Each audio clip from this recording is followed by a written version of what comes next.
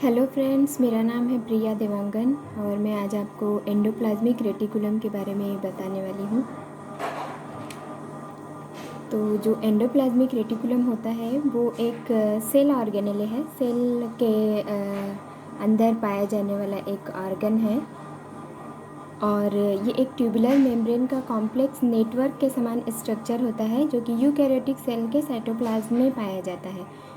Endoplasmic reticulum जो है वो दो रूपों में पाया जा सकता है किसी भी सेल में, जिस भी यूकैरियोटिक सेल में ये पाया जाता है उनमें पहला है स्मूथ एंडोप्लाज्मिक रेटिकुलम कहलाता है इनका एक रूप, और दूसरा फॉर्म जो है या दूसरा रूप रफ एंडोप्लाज्मिक रेटिकुलम कहलाता है।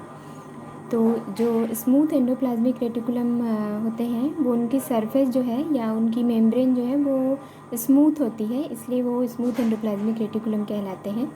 और स्मूथ एंडोप्लाज्मिक रेटिकुलम जो है वो sperm cells, red blood cells, इनको छोड़ करके बाकी यूकैरियोटिक सेल्स में पाए जाते हैं। और रफ एंडोप्लाज्मिक रेटिकुलम जो है वो राइबोसोम, उनके मेम्ब्रेन में राइबोसोम के चिपके होने के कारण ये रफ दिखाई देते हैं और इसलिए ये रफ एंडोप्लाज्मिक रेटिकुलम कहे जाते हैं।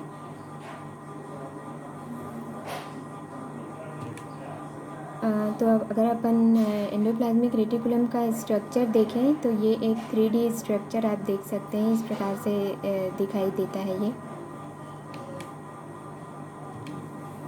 अब देखते हैं types of endoplasmic reticulum, endoplasmic reticulum के प्रकार। तो जैसा हमने अभी आगे पढ़ा, एंडोप्लाज्मिक रेटिकुलम जो होते हैं वो दो प्रकार के होते हैं। स्मूथ एंडोप्लाज्मिक रेटिकुलम, ये जो स्मूथ एंडोप्लाज्मिक रेटिकुलम है वो ए ग्रेन्युलर एंडोप्लाज्मिक रेटिकुलम भी कहलाते हैं।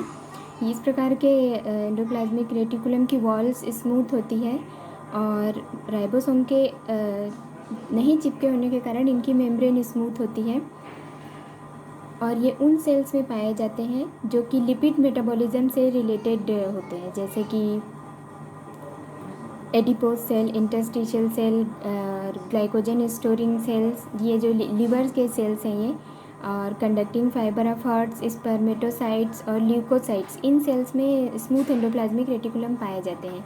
और रफ एंडोप्लाज्मिक रेटिकुलम जो होते हैं जिनकी सरफेस पे राइबोसोम चिपके हुए होते हैं वो रफ एंडोप्लाज्मिक रेटिकुलम कहलाते हैं।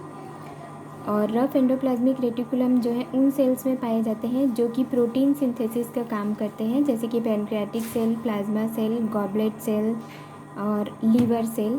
तो अगर आप स्ट्रक्चर देखें तो इस प्रकार का स्ट्रक्चर दिखाई देगा। ये है ए ग्रैन्युलर एंडोप्लाज्मिक रेटिकुलम या रफ एंडोप्लाज्मिक रेटिकुलम, जिनकी सतह पर बहुत सारे राइबोसोम यहाँ चिपके हुए दिखाई दे रहे हैं। और ये दूसरा है ए ग्रेन्युलर एंडोप्लाज्मिक रेटिकुलम, जिनकी सरफेस जो है वो स्मूथ होती है। अब हम देखते हैं इनका स्ट्रक्चर किस प्रकार का होता है। तो एंडोप्लाज्मिक रेटिकुलम का स्ट्रक्चर जो है अगर अपन देखें तो ये 3 फॉर्म में पाए जाते हैं। पहला है लैमेलर फॉर्म या सिस्टर्नी, दूसरा है वेसिकुलर फॉर्म या सर्कल के समान फॉर्म जो वेसाइकल कहलाते हैं, और ट्यूबुलर फॉर्म जो ट्यूब्यूल्स कहलाते हैं। तो सबसे पहले अपन देखते हैं द सिस्टर्नी। तो जो सिस्टर्नी होती है वो अनब्रांच्ड ट्यूब्यूल्स के समान स्ट्रक्चर हैं, ट्यूब के समान स्ट्रक्चर होती हैं। और ये उन सेल्स में रफ एंडोप्लाज्मिक रेटिकुलम जो होते हैं वो ज़्यादातर सिस्टर्नी के रूप में पाए जाते हैं, जो कि पैनक्रियाटिक सेल, नोटोकॉर्ड और ब्रेन में पाए जाते हैं। और सिस्टर्नी जो होती हैं उनका डायमीटर जो है ये लॉन्ग फ्लैटेंड सैक के समान अनब्रांच्ड स्ट्रक्चर होती है और इनका डायमीटर 40 to 50 मिलीमाइक्रॉन तक हो सकता है। तो सिस्टर्नी जो है कुछ इस प्रकार से दिखाई देते हैं, पैरेलल अनब्रांच्ड स्ट्रक्चर होती हैं। सेकेंड अपन देखेंगे द वेसाइकल्स। दूसरा जो स्ट्रक्चर होता है वो वेसाइकल वो फॉर्म है, एक ओवल फॉर्म होता है। ये एक मेम्ब्रेन ब्राउन्ड स्ट्रक्चर होता है जिसका डायमीटर 25 से 500 मिलीमाइक्रॉन तक हो सकता है। और ये आप देख सकते हैं ये वेसाइकल्स हैं, इस तरह से दिखाई देते हैं। और थर्ड है द ट्यूब्यूल्स। जो ट्यूब्यूल्स हैं ये ब्रांच्ड स्ट्रक्चर होती हैं, शाखा इनकी शाखाएं, ये शाखान्वित स्ट्रक्चर्स होती हैं जो कि पूरे सेल में एक जाल के समान स्ट्रक्चर का निर्माण करती है और इनका डायमीटर होता है 50 से 190 मिली माइक्रोन और ये लगभग सभी सेल्स में पाए जाते हैं। ये एंडोप्लाज्मिक रेटिकुलम के जो ट्यूब्यूल्स स्ट्रक्चर होते हैं वो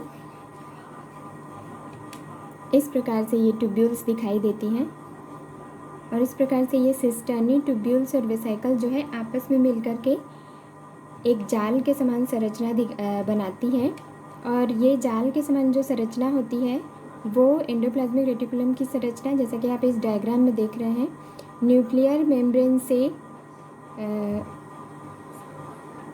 सेल की जो प्लाज्मा मेम्ब्रेन होती है, सेल मेम्ब्रेन, उनके बीच में पूरी तरह से ये एक जालिका के समान संरचना बनाते हैं। मतलब प्लाज्मा मेम्ब्रेन और न्यूक्लियर मेम्ब्रेन के बीच में ये पूरे ब्रांच्ड स्ट्रक्चर के रूप में एंडोप्लाज्मिक रेटिकुलम फैले हुए होते हैं। अब देखते हैं एंडोप्लाज्मिक रेटिकुलम का फंक्शन।